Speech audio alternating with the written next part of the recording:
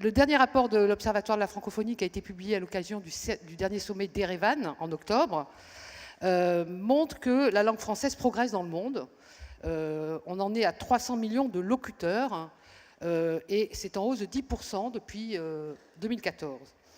C'est la 5e langue la plus parlée dans le monde et la 4e langue la plus utilisée sur Internet. Elle a un statut de langue mondiale, elle est enseignée dans 36 pays.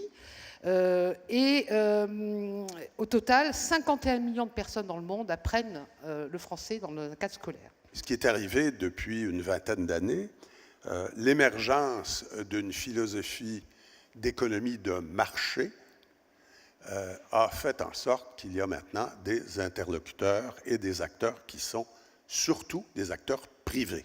D'abord, les Québécois ne sont pas des Français perdus en Amérique, ce sont des Nord-Américains qui parlent le français et qui partagent un certain nombre de valeurs avec leurs racines françaises. Vous avez lancé le débat avec par une paraphrase. Combien de divisions, oui. Et si vous me permettez une autre paraphrase, je dirais que la francophonie des affaires existe et je l'ai rencontrée. De mon expérience, l'appétence des entreprises pour la langue française est sur une trajectoire ascendante. Pour la majorité des directeurs des ressources humaines et des chefs d'entreprise, bien sûr, une seule langue ne suffit plus et la maîtrise du français est un atout considérable pour conquérir de nouveaux marchés. Et bon, ça a été mentionné dans le rapport de l'OIF, hein, la langue française est la 3e langue de communication des affaires dans le monde et l'ère francophone produit 1/6 de la richesse mondiale.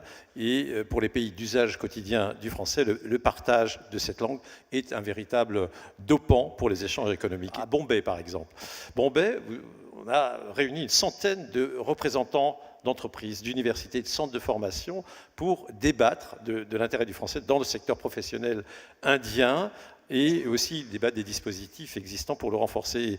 Et beaucoup d'entreprises françaises avaient une démarche tout à fait volontariste, proactive à cet égard. Au-delà du français professionnel, les besoins des entreprises, exprimés par les entreprises, portent sur le plurilinguisme professionnel et aussi, ce qui est important, je crois, de retenir, c'est au fond la compétence interculturelle, la capacité d'adaptation qu'offre le plurilinguisme, capacité d'adaptation à différentes visions du monde et au fond d'intégration au sein d'équipes multiculturelles. Et ça, je crois que c'est un atout formidable. La maîtrise de plusieurs langues, dont l'anglais et le français, est aujourd'hui indispensable pour les affaires au Moyen-Orient et notamment dans certains secteurs comme les nouvelles technologies, les télécoms, la santé, l'énergie et l'aérospatiale.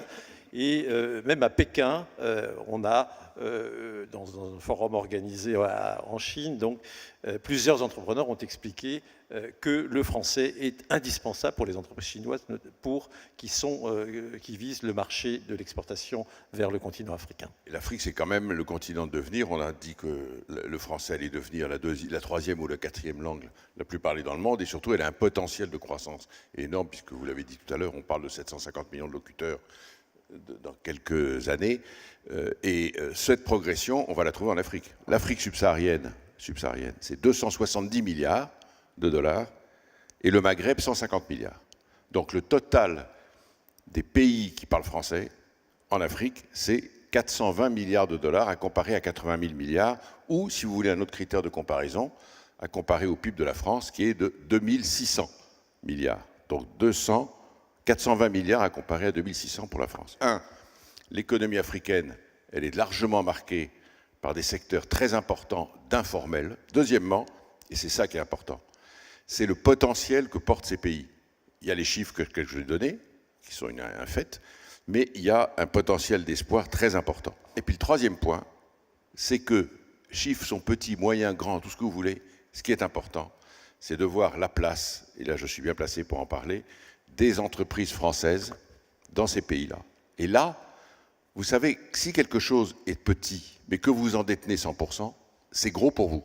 La deuxième destination pour le business français, c'est l'Afrique, tout compris. Il n'y a pas que l'Afrique francophone, mais elle est majoritaire. Je peux aussi vous dire que dans certains pays, il y a une table ronde cet après-midi sur la Côte d'Ivoire, pour pas en parler, eh bien, 30% à peu près de la richesse produite par le pays le sont par des entreprises françaises. Les pays couverts par la Chambre de commerce franco-arabe, ce sont plus de 350 millions de consommateurs. Ce sont des économies qui sont des économies pour certaines en émergence, le Maroc, les pays du Maghreb, mais ce sont aussi pour certaines économies les pays du Proche et du Moyen-Orient, l'Arabie saoudite, les Émirats arabes unis, des pays qui sont aujourd'hui dans le top 10 des économies et des économies mondiales. Donc la question, c'est qu'est-ce que l'on fait de la francophonie? La francophonie, il est évident que c'est une source de puissance. C'est une source de puissance, ça a été une source de puissance diplomatique. Aujourd'hui, c'est dans le langage de l'intelligence économique, on appellerait ça une source de soft power. L'Égypte fait partie de l'Organisation internationale de la francophonie, non pas comme membre de droit, mais comme membre associé. Les Émirats arabes unis sont membres associés de l'Organisation internationale de la francophonie. J'aimerais rebondir sur cette notion de bilinguisme. Cette approche plurilingue est aujourd'hui essentielle et c'est d'ailleurs au cœur de la stratégie du président de la République exposée sous la coupole de l'Académie française au mois de mars dernier, qui s'intitulait, et le plan qui en est sorti, s'intitulait « Une ambition pour la langue française et le plurilinguisme ». Moi, je viens d'un endroit où... il y a notamment à Montréal, à l'École des hautes études commerciales, près de 30% des étudiants qui sont originaires de France.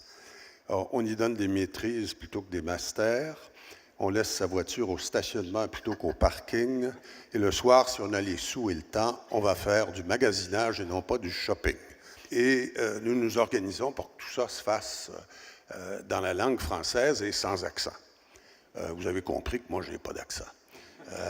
C'est vous qui avez un accent. Là, je vais faire un petit biais d'humeur, c'est que je trouve que nous autres, Français, on n'est pas à la hauteur du sujet. Nous ne défendons pas notre langue. Les 200 premiers dirigeants étaient là. 99,9% de Français, donc francophones. Le dirigeant commence en écoutez, puisque le corporate language de la maison est l'anglais, je vais donc m'exprimer en anglais. Ça, c'est vraiment exactement ce qu'il ne faut pas faire. Tout le monde a entendu parler, donc je n'insiste pas, de l'université La Sorbonne à Abu Dhabi. Tout le monde a entendu parler du Louvre à Abu Dhabi. Ce sont deux réalisations absolument majeures, fondamentales, et qui devraient être répliquées, dupliquées, multipliées dans le monde. Thank you very much.